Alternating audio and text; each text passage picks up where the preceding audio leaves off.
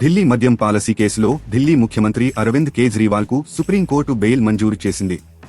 CBI నమోదు చేసిన కేసులో వాదనలు విన్న న్యాయస్థానం ఈ రోజు బెయిల్ ఇచ్చింది. ఈ సందర్భంగా సుప్రీంకోర్టు కీలక వ్యాఖ్యలు చేసింది.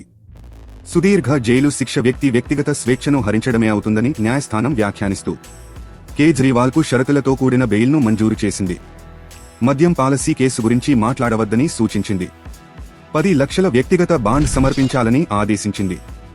ఢిల్లీ మద్యం పాలసీ కేసులో సిబిఐ తనను అరెస్టు చేయడాన్ని సవాల్ చేస్తూ కేజ్రీవాల్ సుప్రీంకోర్టులో పిటిషన్ దాఖలు చేశారు. ఈ పిటిషన్పై వాదనలను విన్న జస్టిస్ సూర్యకాంత్, జస్టిస్ ఉజ్జల్ భుయాన్లతో కూడిన ధర్మాసనం సెప్టెంబర్ 5న తీర్పును రిజర్వ్ చేసింది. ఈ రోజు తీర్పును వెలువరించింది. ఈడీ కేసులో కేజ్రీవాల్కు మధ్యంతర బెయిల్ వచ్చింది. అయితే మరోపక్క సిబిఐ కేసు కూడా ఉన్న కారణంగా ఆయన జైలు నుంచి విడుదల కాలేకపోయారు. ఇప్పుడు సిబిఐ కేసులోనూ బెయిల్ వచ్చింది.